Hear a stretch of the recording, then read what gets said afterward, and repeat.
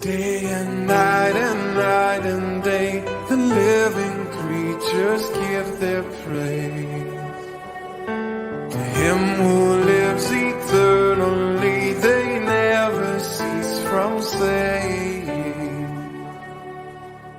Holy, holy is Yahweh Almighty, worthy, worthy to receive all glory. Hello. Welcome to Walking in the Word. My name is Chelle Wagner. I'm so glad you came to join me today. Today is another part in the series of Kings and Prophets, to where we're really going over the history and what was happening and the prophetic implications and the state of the world. Okay, and we're looking at the parallels of that time period and the time period we live in today. I see huge parallels. You know, that's what prophecy is all about in the scriptures. It is something that it unfolds a bit and then it circles around and it unfolds some more in different time periods. This is why all of Yah's word is for our admonition, for our instruction, so that we might understand what's happening in the world all around us, right? Because He changes not. Okay. And so His nature never changes, and He is above all, in all, through all. Everything was made by Him, for Him, and through Him, right? So He is the author and finisher of our faith, and it's throughout all of what man understands to be time. Okay, so that's really what we're looking at. So I'm going to go ahead and add my PowerPoint to the screen, and we will begin to go over that today. All right, so we're in 2 Kings 16 is what we're looking at for this particular PowerPoint and presentation. I'm probably going to have to, there's so much that happens in this last part of the book of Kings, between how other nations were involved and how Yah was using nations as a rod in His hand to punish His people for their disobedience. There's just so much in all of it. And I hope that you hear Yah's message for you personally within this message as we go over it. Okay, so we're going to be talking about chapter 16 today. So at this point, I've got this little thing over here. We've got a mad king on the throne. There had been lots of them. One after another, it seems like. You know, in Yehuda, they had a few that actually did follow the ways of Yah, you know, but most of them did not. And all of the ones in Israel were wicked. They all followed after the ways of Jeroboam and apostasy. Okay, so what chapter 16 deals with specifically is really King Ahaz. And so it is King Ahaz that is ruling in Yehuda, and King Hoshea is ruling in Israel. Now, this is not the same as the prophet Hosea, right? This is somebody completely different, very similar name, but not the same person.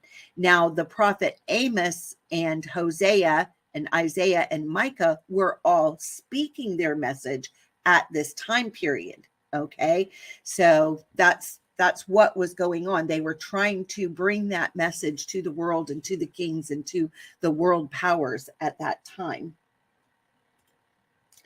So in chapter 16 of 2 Kings, it's about the reign of King Ahaz. He was 20 years of age when he began his reign, and he ruled for 16 years. He was a wicked ruler because his behavior was the same as the kings of Israel, which all of them had been full of wickedness and apostasy, right? He went so far as to sacrifice his son in the fire.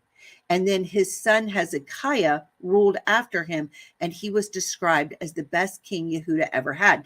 Now, I know that for sacrifices, it's always like they always want your firstborn. So I am just making a guess that the son that was sacrificed would have been his successor, would have been his firstborn son, and that Hezekiah then was not the firstborn, but because the firstborn had been sacrificed to a false Elohim, that's why Hezekiah was ended up being placed on the throne. And I put this here, this thing with the choice, am I going to go to the right? Am I going to go to the left? To me, this is all about what we're seeing is epigenetics at work. Certainly with King Ahaz as a father, every genetic implication is there to make wrong choices. However, it's like the way I'm understanding it is this epi on top of your genetics is like this zip file where free will is involved. And we have a choice whether we unzip that thing or we decide we want a different path. It's really interesting how it's within the genome. And I'm looking forward to digging in more and more on that today. So that's not my subject today, but I just wanted to mention it because I see the marker there. I see the possibility of this is what was going on, that why Hezekiah ended up being such a good king when his father, King Ahaz, was such a detestable king, right? All right, so let's just look at now King Ahaz's life. It says in 2 Kings 16:4, and he sacrificed burnt incense in the high places and on the hills and under every green tree. Okay, so I found this interesting. Hill is the word gibah in Hebrew. It's a gimel, a bet, an ayin, and a hay. So you can see it here in the pictograph. We've got the gimel, a journey, the path you choose to walk, right where your feet go, the path of the house. Okay, so we've got the path of the house of, we see here that all-seeing eye of Egypt, right? It's right there. So we've got the path of the house of that eye is being beheld, right? This is what the hill is about. So now I find that interesting that in Luke chapter 3, starting in verse 3, going through 5, John is addressing these hills, okay? It says, then John went from place to place on both sides of the Yarden River, right? Preaching that people should be baptized. They should be immersed, right? To show that they had repented of their sins and turned to Elohim to be forgiven. Isaiah had spoken of John when he said, he is a voice shouting in the wilderness. Prepare the way for Yahweh's coming. Clear the road for him. The valleys will be filled and the mountains and hills made level. The curves will be straightened and the rough places smooth. Now, I know that I always struggle with this, and it's because of the society that I've been raised in. My Greek reasoning mindset always wants me to go, well, that I'm looking at a hill, I'm looking at something that goes up high, and maybe it's covered with some grass, and maybe sheep are on it, and I'm looking at the description instead of looking at the form.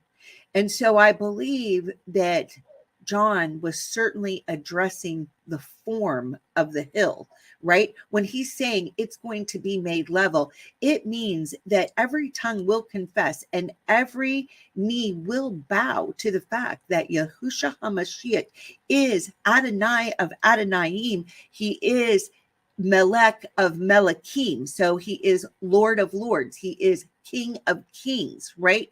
The lordship I'm always looking at as, who's been placed in their earth body in a place of authority or position or prominence or influence, right? Adonai of Adonai, Lord of Lords, right? You see it all over, Lord so-and-so and Lord so-and-so and Lord so-and-so within positions of power in the earthly realm. Whereas kings, we're looking at Melech, And I believe we're looking at, principalities and powers in high places that influence. This is why I believe nothing's an accident in Yah's word. This is why I believe it's stated that it looks like the same thing stated twice, but it's not really the same thing. It's addressing two separate realms, right? So that was kind of what I saw there. So interesting that,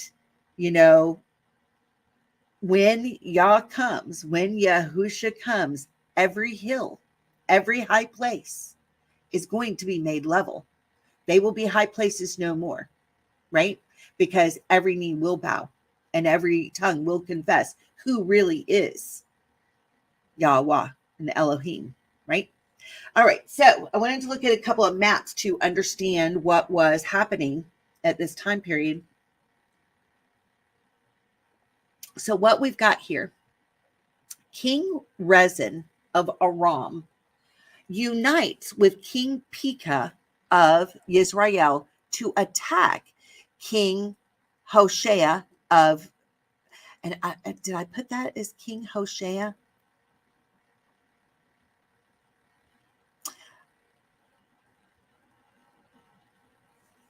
I'm wondering if I have this right here. So it's King Ahaz that's being attacked. Okay, let me just go back a slide. Sorry. I want to get what I'm telling you absolutely correct. Let me go back a slide. Okay.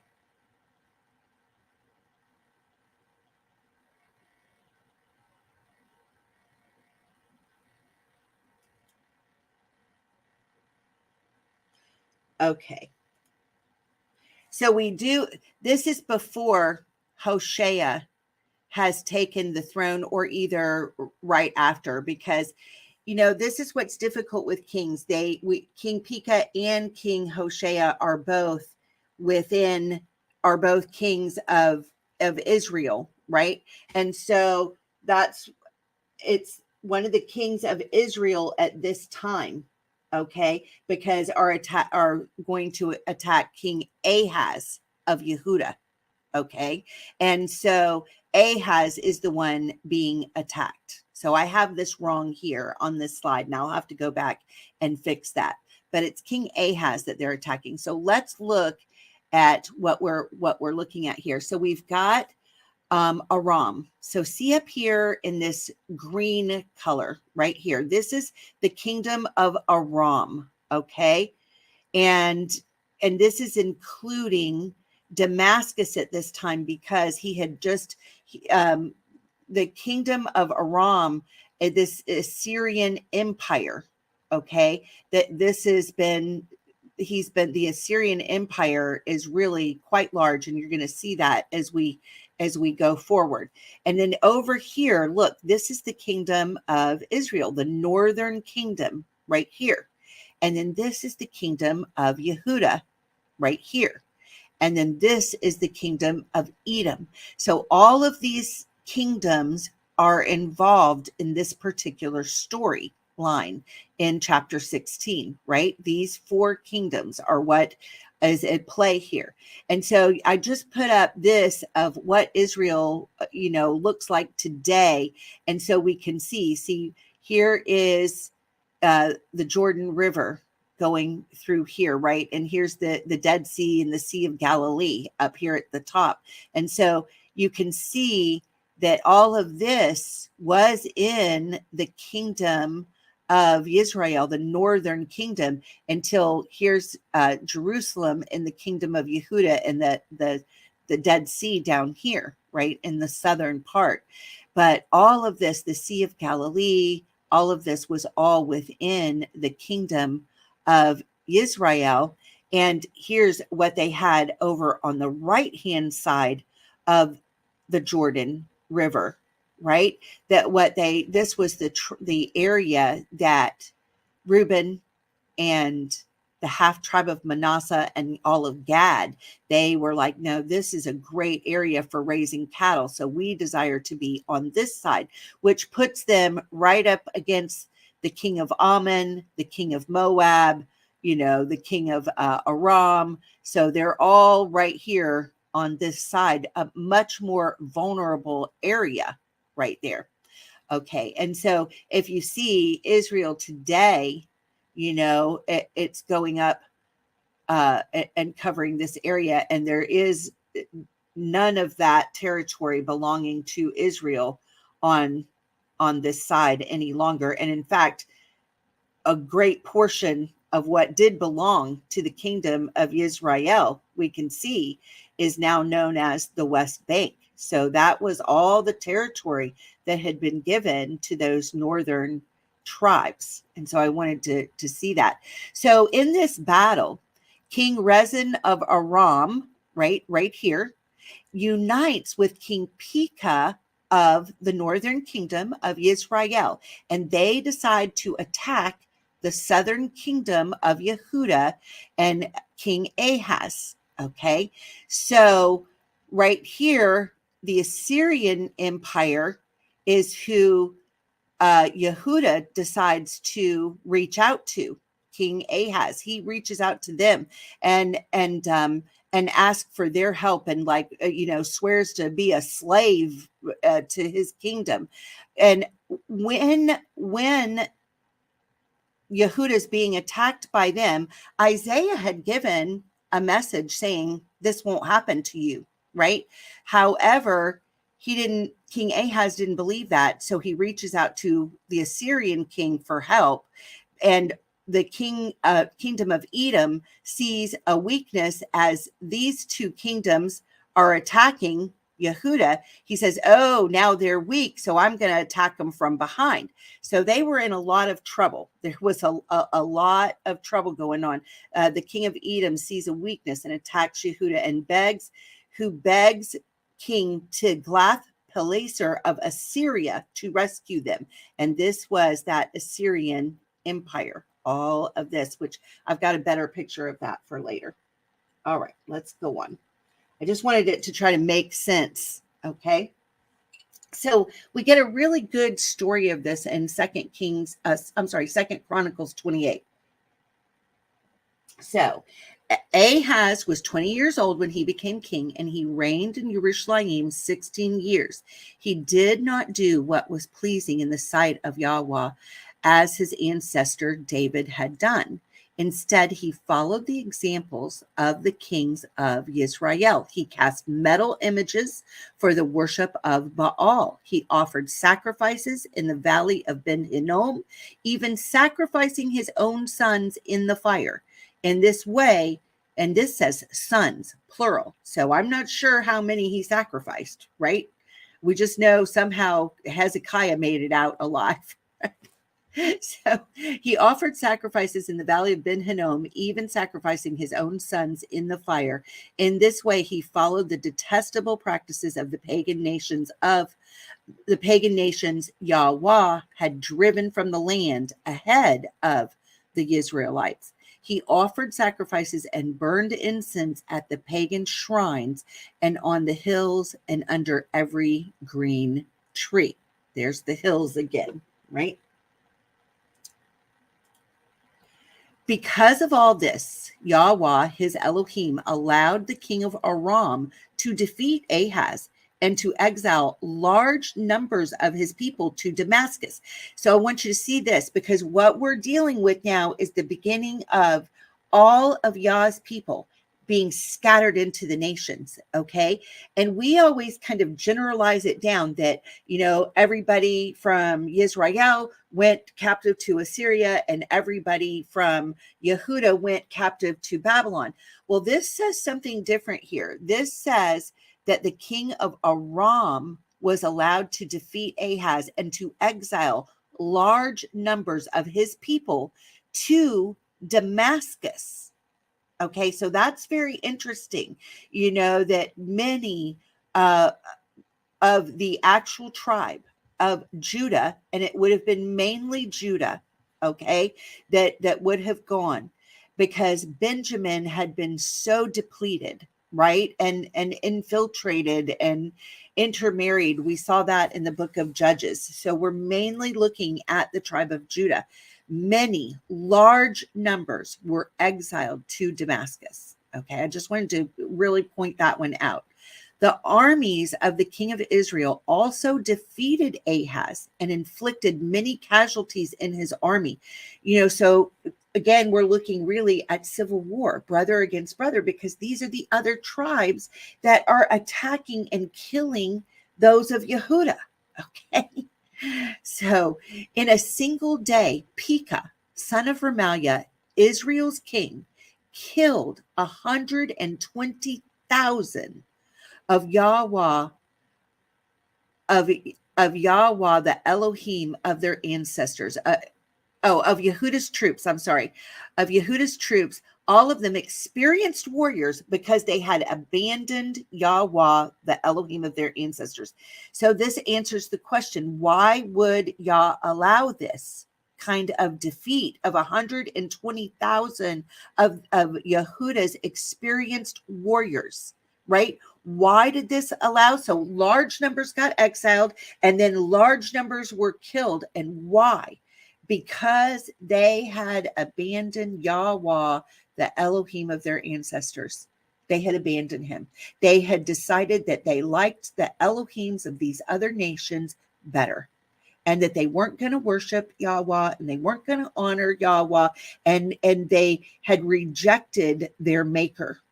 Okay. It says, then Zikri, a warrior from Ephraim, killed Masai, the king's son, Azrikam, the king's palace commander, and Elkanah, the king's second in command. The armies of Israel captured 200,000 women and children from Yehuda and seized tremendous amounts of plunder, which they took back to Samaria. But a prophet of Yahweh named Obed, so here we see the prophetic voice coming in, was there in Samaria when the army of Israel returned home. He went out to meet them and said, Yahweh, the Elohim of your ancestors. What's he saying? Yahweh, the Elohim of Abraham, Yitzhak, and Yaakov. Okay, the Elohim of your ancestors was angry with Yehuda, and he let you defeat them. But you have gone too far. You have killed them without mercy, and all of heaven is disturbed. Can you imagine that? I mean, he gets a word that your actions have caused a disturbance in the heavenly realms. Wow. The fact that, the things that we do here on earth, we can't see it. We're not privy to it. We don't have the eyes to see what's going on. But there's a lot going on in the heavenly realms, and our actions and our attitudes affect it. And when injustice is being poured out, it caused a disturbance in the heavens, in all of heaven. It says all of heaven is disturbed. Wow. That gives us a huge insight into the heavenly realm. I mean, it's just amazing to me. Okay, continuing on in 2 Chronicles 28, verse 10. It says, and so this is Obed still talking to King Pekah and the leaders and elders, right? He says, and now you are planning to make slaves of these people from Yehuda and Jerusalem. What about your own sins against Yahweh, your Elohim? Listen to me and return these prisoners you have taken, for they are your own relatives. Watch out, because now Yahweh's fierce anger has been turned against you. We got to watch our attitude. We can get up on our high horses and think that we're right, and we can commit atrocities and think that we're doing Yah a favor, and all of heaven can be disturbed by those actions. Amazing. It says, then some of the leaders of Israel. So this is a really important part. Who was Obed speaking to?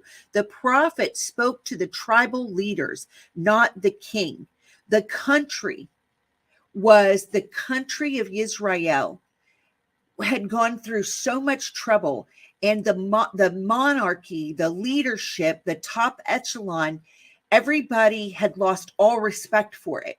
It had become of no effect. Nobody respected the top leadership within the country anymore. It was a joke. If that doesn't speak to our day, I don't know what does. So what was happening is every tribe had an area, right? So almost, it looks to me a lot like people were losing a national allegiance, and it was becoming more of a tribal allegiance, right?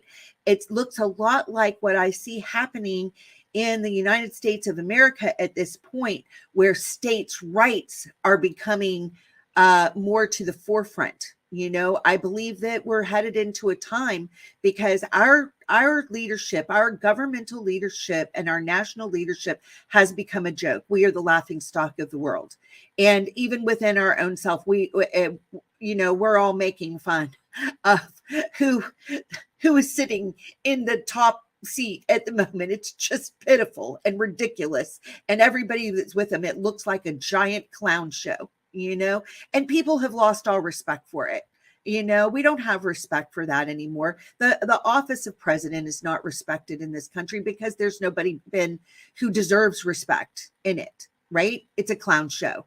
So what's going to happen, a natural outcome of that in the progression of time, is I believe that we will see things become much more territorial and in influence and government in this country. And this is exactly what was happening in Israel. And we see that it's a huge reflection. Okay. I believe that where we're at now, a lot of y'all's people are right here, and we're watching this unfold. Okay. Another layer of this prophetic message. Okay. So the leaders, they went to the leaders, right? The prophet goes to the leaders, not to the king. Now, Azariah, son of Jochanan, Berechiah, son of Mishlemot, Jezekiah, son of Shallum, and Amasa, son of Hadai, agreed with this and confronted the men returning from battle. So who were these men that are named? They were tribal leaders. Okay, that's exactly who they were. So they agreed with Obed the prophet, and then they confronted all the warriors and the military leaders that were returning from battle. Again, they're not going to the king. They're dealing with leader to leader. They're not even consulting with the king, right? So they tell them in verse 13, you must not bring the prisoners here, they declared. We cannot afford to add to our sins and guilt. Our guilt is already great, and Yahweh's fierce anger is already turned against Israel. How did they know this? Calamity, right? Calamity, war, famine, trouble. It had been constant since the moment that they set up the golden calves. They had known nothing but wicked leaders and trouble in the land. Okay, so people were aware of it, just like we're aware of it today. There's no doubt to me that it says in the word that destruction does not come to a city except by Yahweh's hand. Look at the destruction that's been coming upon this nation. It doesn't come except by Yahweh's hand. And why does he do it? Because the people in the land have become apostate. They don't honor him as the creator of the universe. They've kicked him out. We don't need you anymore, right? We'd rather have Satanist clubs in our elementary schools. That's what we want, right? This is what's happening in our land. And it becomes very obvious that we're in trouble. Okay, so the leaders could see it, that they could see our guilt's already great, right?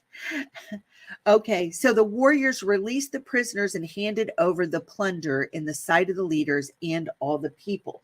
So it was a good thing that they listened, or they probably would have been wiped out right then, right there. Okay, going on in 2 Chronicles 28, 15 through 16, it says, then the four men just mentioned by name came forward. Okay, so this was 4 of the tribal leaders came forward and distributed clothes from the plunder to the prisoners who were standing there naked. They provided clothing and sandals to wear, gave them enough food and drink, and dressed their wounds with olive oil.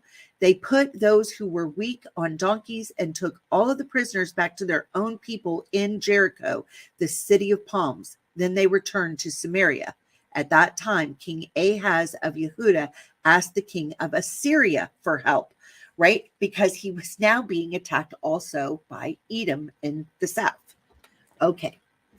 So back to our story in 2 Kings. Here's where we're at. 2 Kings 16 through 7. You know, I can't just skip past what we just read.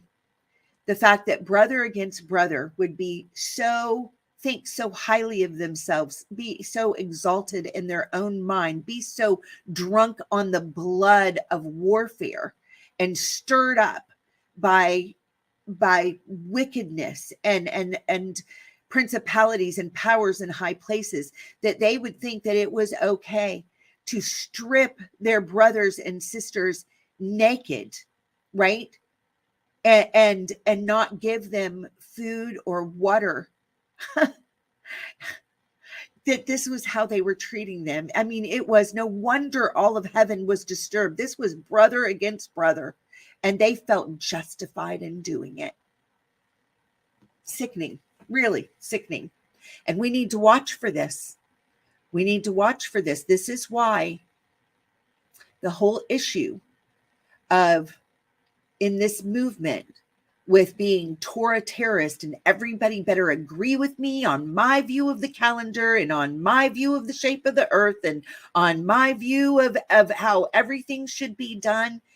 People can get on such a high horse that they can convince themselves they're doing Yah a favor when they absolutely set out to destroy Yah's people because they don't think they're doing it right. You better watch out. Better watch your attitude. You better check it. Check it at the door. Because it's going to cause you some big trouble. All right. All right. 2 Kings 16:7. So Ahaz sent messages to Tiglath-Pileser, king of Ashur, of Assyria, saying, I'm your servant and your son. Come up and save me out of the hand of the king of Aram and out of the hand of the king of Yasharel, which rise up against me. Okay, so he was so afraid by what was going on that he sent to this king of Assyria for help. A wicked king. So let's look at this. Who was this Tiglath-Pileser? It is actually when I looked into the Hebrew, okay? And the Brown Driver Briggs says, thou will uncover the wonderful bond. That just doesn't tell me anything in the world about who this king was, right? It also says he was an Assyrian king who attacked Samaria or the northern kingdom of Israel in the reign of Pekah. That still doesn't really tell me anything. Okay. So I started breaking it down. I saw in this Tiglath, right, that there we've got a Tav, a Gimel, a Lamed, and a Tav. So I was looking at, what's in the middle of this. We've got a Gimel and a Lamed. So when you look at that, Gal, right, it's something that is round. Okay, so right away, I know like the word Golgotha would come from there, right? So, there's the connection, right? Where they crucified our Savior, in Golgotha, right? So something that is round or a second time a round of a time or an event, the dancing in a circle, a skull, added an S in exchange of the K and G, Greek Golgotha, right? So we see that in the name, right? And so here going to the root, because then Gal, right, is just a 2-letter root stem, but then we want to go to the three-letter root to get more of the etymology, which is the emet or the truth of the actual word. So when we do that, we've got a gimel lamed lamed. And that's the primitive root. And it means to roll over something as a wheel that crushes. So then we've got a tav as a prefix and a tav as a suffix. So when we look at it that way, in this case, it's the prefix means he will, and the suffix means of. Okay. So when I look at the word picture, I've got he will roll over who is of Pelneser, right? So that's kind of where we've got the Tiglath. That's as far as I could get with that. Sometimes these are really hard, and I report, you decide. I'm just showing you what I see here. You may see something different, and there is no problem with that. We're kind of working out a puzzle sometimes with these things to try to get to a bigger picture of who something was, because we're looking at something that is ancient history, right?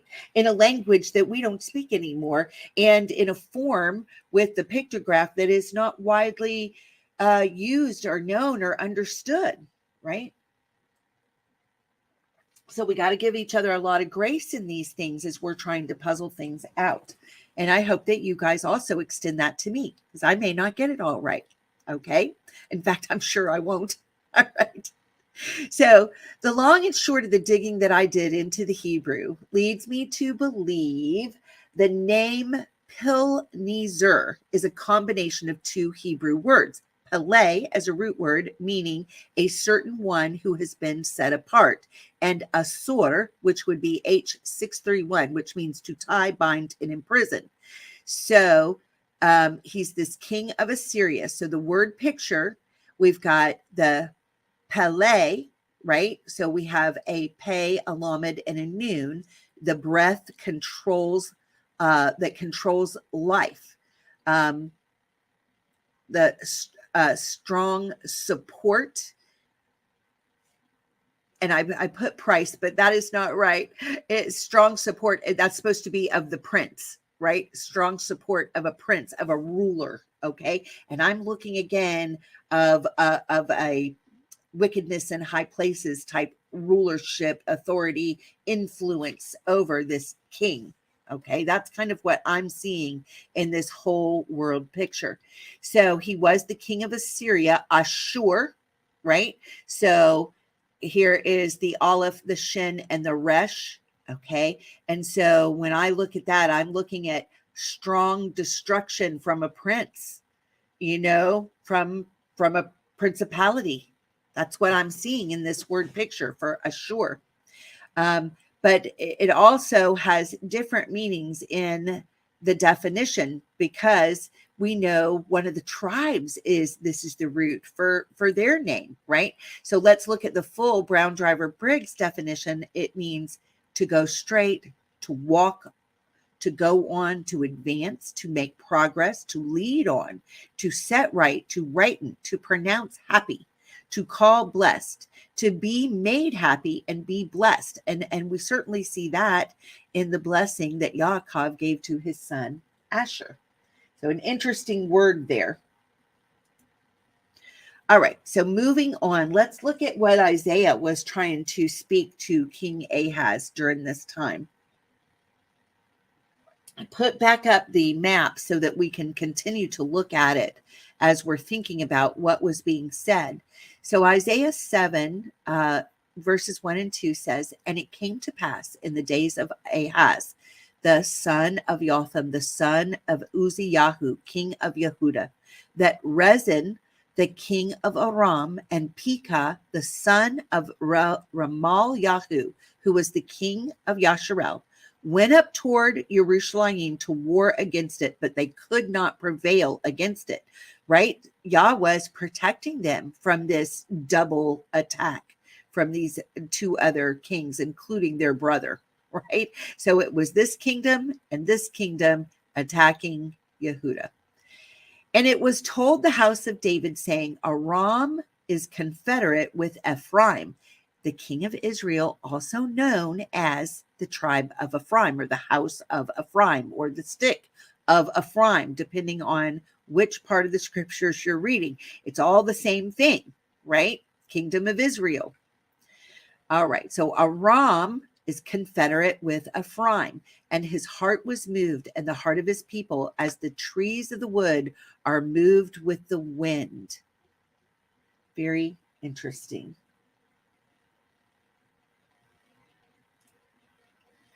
Then said Yahweh unto El Yeshayahu. So Yahweh speaks a word to Isaiah, and this is what he tells him. Go forth now and go meet Akaz, you and Shair Yashav, your son. So he's like, take your son with you. At the end of the conduit of the upper pool in the highway of the fuller's field. What was that? It was the field of soap. It's where they took the clothes to get them soapy and wash them, right? That field. So it was a specific place that they went. And say unto him, take heed and be quiet, fear not, neither be faint-hearted for the two tails of these smoking firebrands. What he's saying, that wording right there, two tails of these smoking firebrands, it meant Yahweh is about to destroy both of those kingdoms, are about to be no more. That's the word that was coming forth. He was saying, you don't have to fear them, right? There's no reason for you to think that you have to run to the king of Assyria for your safety and your help, because these two kingdoms I'm about to destroy. I've had enough of both of them. That's what he's saying. Take heed and be quiet, right? Calm your soul, right? Fear not, neither be faint-hearted, right? Don't be shaken in your boots. For the two tails of these smoking firebrands, for the fierce anger of Retzin with Aram and with the son of Ramal-Yahu, because Aram, Ephraim, and the son of Ramal-Yahu have taken evil counsel against you, saying, right? They came together and they did their plotting and their planning, right? But it was an evil counsel. Let us go up against Yehudah and vex it, and let us make a breach therein for us, and set a king in the midst of it, even the son of Tavael. They'd already even picked out what king they had decided they were going to put in the place of Ahaz, right? So this is very interesting. I saw a connection in the book of Enoch with what's going on here. Enoch names 21 fallen watchers. And actually, I have to make myself a note, because when I saw this, I saw something I want to check out. So give me 1 second while I'm going to do a report from under the desk of something that I see here. Okay. All right. Has to do with the 21 names of the fallen watchers. All right. So Enoch 69 names 21 fallen watchers and their crimes in verse 5 says, the name of the second is Kesabel, who pointed out evil counsel to the sons of the holy angels, and causing them to descend on earth, led astray the offspring of men. So this fallen watcher got other angels to rebel and caused them to come down to the earth to mate with women and lead the offspring of men astray. Just amazing, of what's going on here, to descend upon the earth. Now, from this, I look at this. I don't know if these were the ones who mated, or whether these were the ones who just came down and counseled with men and showed them an evil counsel. Okay. Very, very interesting. All we get here is, it says 69:5, Enoch 69:5. The name of the second is Kesabel, who pointed out evil counsel to the sons of the holy angels, and causing them to descend on earth, led astray the offspring of men. All right. So evil counsel, Ra Ya'ats, okay? Evil, Ra, Ya'at, counsel, okay? So I was looking at this. Of course, we see, a mind with an evil eye, right? So we've got Ra, we've got evil thoughts are coming from this mind, right? It's the influence of ancient fallen angel technology influencing the minds, right? Ra, it's evil. And then we've got Ya'ats. So this word starts with a yod, and then it's got the ayin right there, and then it's got a zadi, and a zadi sofit in the modern, but a zadi in the pictograph. So we've got the work of this all-seeing eye is causing man to be hooked with a fish hook that puts him on his side, right? That's what this that's what this counsel is. It's deeds that are done through raw evil deeds, right? Evil counsel causes deeds of the evil eye to hook man and just lay him down flat. Okay. Interesting. Now, Jezebel, let's look at this. I'm just making a guess. I don't have any Strong's numbers to go by. I don't know how to look up this particular name except using my etymology dictionary. So that's what I went to, is these etymology dictionaries to try to puzzle this out. So my best guess at this, right? What I think it most likely is a kuf, a zadi, a bet, an ayin, and a lamed. Kazab, right? Kazab. The etymology means to tell a lie. This word, kazab, right? Because I was able to get this one. So we've got kasab El, but it's not an aleph lamed like El. It's an ayin lamed El. Okay? So kasab, the word picture that I found was, let's work to hook the people to Baal, the house of El, right? The house of the all-seeing eye of control. That's what Kasab's trying to get people into, that house. That makes sense to me. In context, it makes sense for evil counsel. So I just kind of went on a bunny trail there, but I thought it was an interesting one. All right, so let's go back to what we're seeing in Isaiah chapter 7 and Isaiah's warning to King Ahaz. Thus says Adonai Yahweh, it shall not stand, this evil counsel, right? It shall not stand, neither shall it come to pass. For the head of Aram is Damascus, and the head of Damascus is Retzin, King Retzin. And within 65 years shall Ephraim be broken, that it be not a people. He's saying right here in Isaiah 7, at this time, when he's speaking to King Ahaz, within 65 years, this kingdom won't be a kingdom. The kingdom of Israel will be no more, right? And the head of Ephraim is Shamron, Samaria, right? And the head of Shamron is Ramal, Yahu's son. If ye will not believe, surely ye shall not be established. He's saying you can either believe this word that I have from Yah or you won't. But if you don't, you're not going to be established. Interesting. When we know that Amos was speaking at the same time period, okay?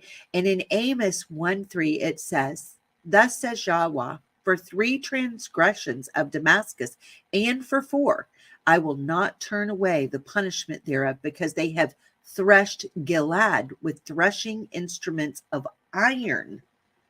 Okay. Now, let's look at who is Gilead for a minute to try and make this make a little more sense. So now we're going over to Numbers chapter 32. We're reading 1 through 5. Now the children of Reuben and the children of Gad had a very great multitude of cattle. And when they saw the land of Yaazir and the land of Gilad, that behold, the place was a place for cattle. The children of Gad and the children of Reuben came and spoke to Moshe and Eleazar the priest and unto the princes of the assembly, saying, Ataroth and Divon and Yaazir and Nimrah and Heshbon and Eliah and Savam and Neva and Beon, even the country which Yahweh smote before the assembly of Yasharel, is a land for cattle, and your servants have cattle. Wherefore said they, if we found grace in your sight, let this land be given unto your servants for a possession, and bring us not over the Yarden.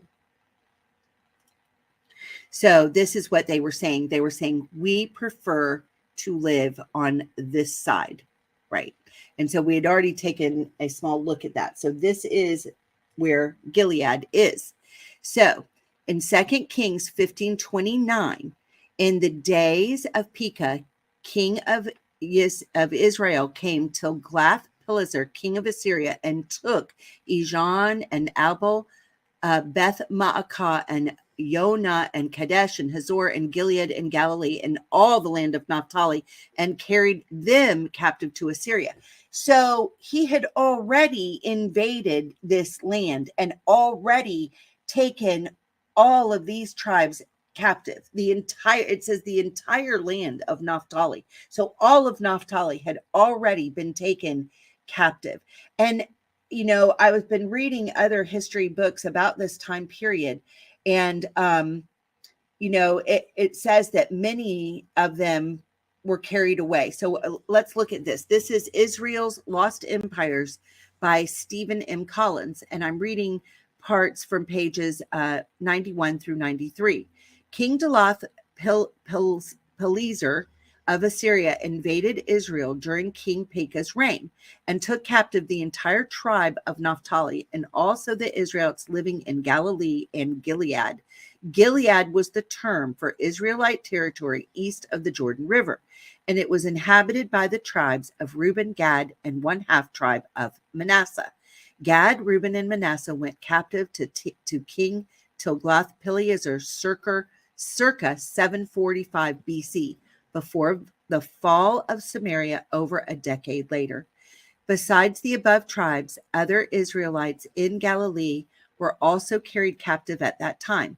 The tribes of Zebulun and Issachar lived in that region, so contingents of these tribes were likely also carried into captivity. Perhaps a third of Israel's people were carried captive at this time. Wow. So here we see in 1 Chronicles 5:26, and the Elohai of Yasharel stirred up the Ruach, right, the spirit of Pul, king of Ashur, and the Ruach of Tiglath-Pileser, king of Ashur, and he carried them away, even the Reuben, and Gad, and the half tribe of Manasseh, and brought them unto Halak and Havor and Hara, to the river Gozan unto this day. So these are places that you'll see. Actually, he ends up taking these people and importing them into the land that he captures later. But we'll see that in the next chapter. But he puts these people into those areas, right? You know, he's like, disrupt everything, bring in, you know, different languages, different customs, mix, mingle, dilute the society, and it's easier to rule the people. Okay. So continuing on in Stephen Collins' book from page 93, the Israelites were resettled in Halah, Habor, Hara, and to the river goes on. When Samaria fell in 721 BC, 2 Kings 17:6 states that its defenders were also carried captive to those locations and to the cities of the Medes. Since Samaria was built in the area of the tribe of Ephraim, those Israelites going into captivity when Samaria fell were most likely Ephraimites. Halah, Habor, and Gozan were in the Mesopotamian region of the Assyrian Empire, but the city of the Medes, where the Ephraimites of Samaria were placed, were located south of the Caspian Sea in modern Iran. The Assyrians resettled Israelite captives in several places in order to prevent them from consolidating their strength for purposes of a rebellion. Okay. You can kind of see this on this map, right? This is the Assyrian Empire. This is the Assyrian Empire, this dark green, as of 824 BC. By the time we get to 671 BC, all of this is the Assyrian Empire, right? This whole thing, it was huge, including Cyprus, all of Israel, including all of Yehuda. It was all in there. You can see this little tiny bit right here in yellow that is Yehuda that was still hanging on in 671 BC, but it was almost completely captured by Assyria, right? So Assyria had really made a lot of headway and was a huge, huge kingdom that was just about to be destroyed, right? Okay, so this map is from the time of Alexander the Great, approximately 400 to 300 BC. And so we're kind of looking, where is Parthia, which plays into the story, and it's south of the Caspian Sea. The Caspian Sea here, what's south of the Caspian Sea is Iran. We can see it. There it is, Tehran, right? And so what was Iran? It was Parthia. So I thought that was interesting to kind of help us figure out what's going on. All right, so I want to go back to the story of King Ahaz. So picking up in his story, King Ahaz addresses the king of Assyria as his daddy, literally saying, I'll be your son and your servant. Talk about making a deal with the devil. The king of Assyria attacks the land of Aram, and the cities of Damascus become part of Assyria, defeating Yehuda's enemy and becoming Yehuda's master because they trusted in their alliances rather than in Yah. King Ahaz then makes a trip to Damascus, and he sees the altar in their temple. He is so lustful after this pagan altar that he has a model made and sent back to Jerusalem to have a replica made to put in Yah's temple, to replace the sacrificial altar being used, and then issues this decree. By command of the king, all sacrifices are now to be done at the pagan altar. Uriah the priest makes the altar, and King Ahaz comes home and makes offerings on it. He removes the old altar from its place and put it on the north side of the new altar. He instructs Uriah the priest to use the new altar for all the offerings, and he declares that the old altar is now only for his own private use. Since when were kings supposed to be making offerings on the altar? This is the job of the priesthood, right? And I mean, he just really was just doing his own thing, his own way, wasn't he? So he also alters other items in the temple to suit the preferences of the Assyrian king.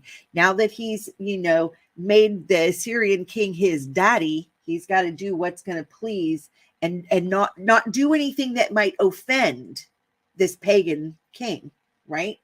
We certainly wouldn't want to offend anyone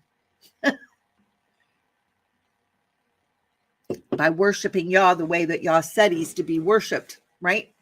All right, 2 Kings 16, 17, and 18 says, and King Ahaz cut off the borders of the bases and removed the laver from off them. He took down the sea from off the brazen oxen that were under it and put it upon a pavement of stones. And the covered for the Shabbat that they had built in the house and the king's entry without, he turned from the house of Yahweh for the king of Ashur, right?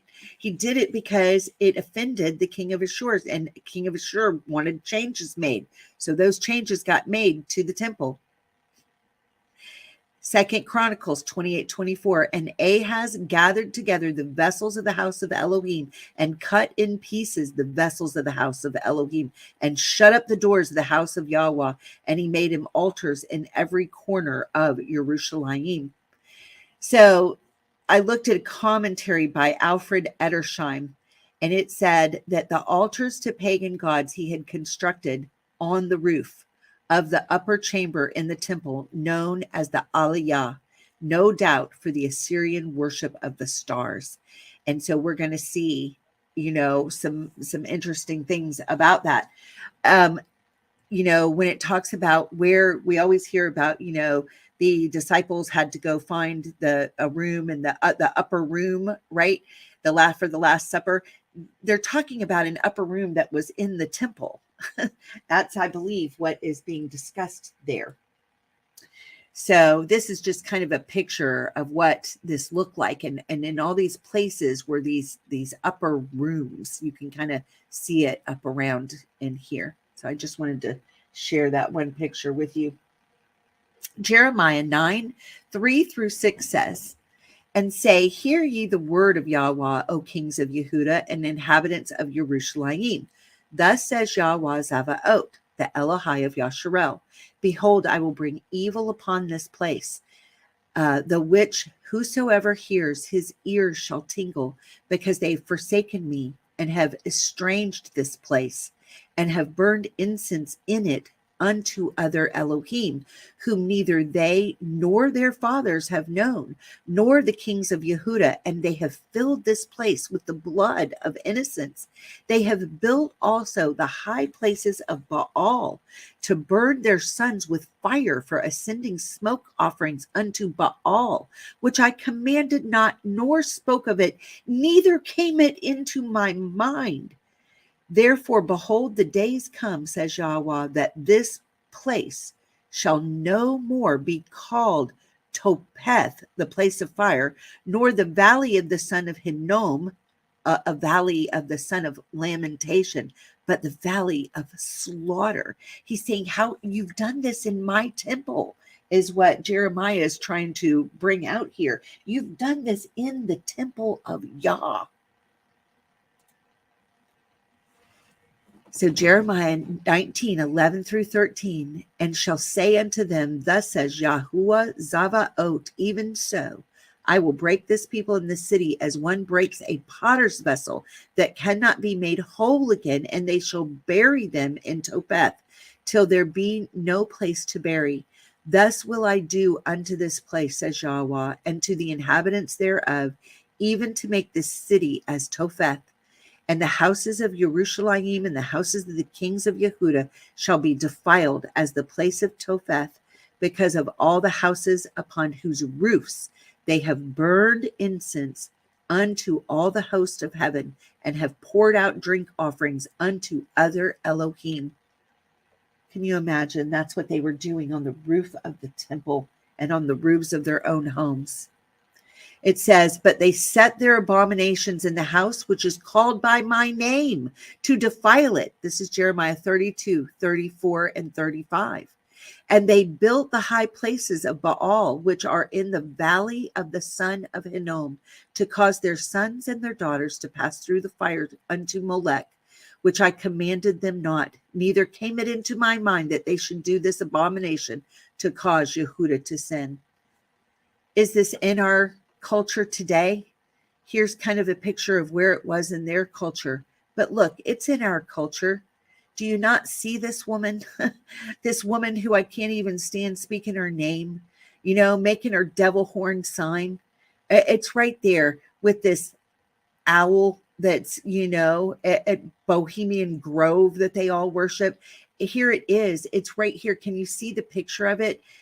It's on every piece of it's on our bills, it's on our money, it's hiding there in the upper left hand corner, and in other places. It's everywhere, and we have to deal with it every single day. It's abominable. All right, so out of the New Living Translation, I wanted to share something out of Zephaniah concerning all this. Zephaniah 1, chapter 1, starting in verse 1, going through 6. Yahweh gave this message to Zephaniah when Hosea, son of Ammon, was king of Yehuda. Zephaniah was the son of Cushi, son of Gedaliah, son of Amariah, son of Hezekiah, Okay, so we're a little bit further down in the timeline, but this is what he says he's going to do. I will sweep away everything from the face of the earth, says Yahweh. I will sweep away people and animals alike. I will sweep away the birds of the sky and the fish in the sea. I will reduce the wicked to heaps of rubble, and I will wipe humanity from the face of the earth, says Yahweh. I will crush Yehuda and Jerusalem with my fist and destroy every last trace of their Baal worship. I will put an end to all of the idolatrous priests so that even the memory of them will disappear. For they go up to their roofs and bow down to the sun, moon, and stars. They claim to follow Yahweh, but then they worship Molech too. And I will destroy those who used to worship me, but now no longer do. They no longer ask for Yahweh's guidance or seek my blessings. You know, thinking about this, there's coming a huge apostasy. There's people that have been in church their whole lives, and because things are not going to play out the way that their great theologians that they venerated said things were going to where everyone was going to get to fly away before there was any real trouble that would bother them, they're going to become so offended with Yah that it didn't work out that way, that they're not going to worship him anymore. They're not going to ask for his guidance anymore or seek his blessings anymore. They're going to lose their relationship with Yah by walking away from it because of offense, because things that they thought were true, presented by man, were not true because they were not in the scriptures, and Yah never said them. But it's Yah that they're going to be offended with. I've seen it in a vision long ago, and I know it's going to happen. And this is what we've got going on in this country right now. This is such a perfect picture to me of what is happening in our nation and in the nation. I see a huge portion of the house of Ephraim here in the United States. And I see a huge portion of Yehuda here. And I see the brokenness in both flags, in both kingdoms. And I see Yah coming to set it straight. You can see the apostasy in the Baal worship, the pride celebrations that have taken place in the land of Israel. And here's a picture of Washington, D.C., all lit up in the rainbow. These are pictures from Tel Aviv pride parades.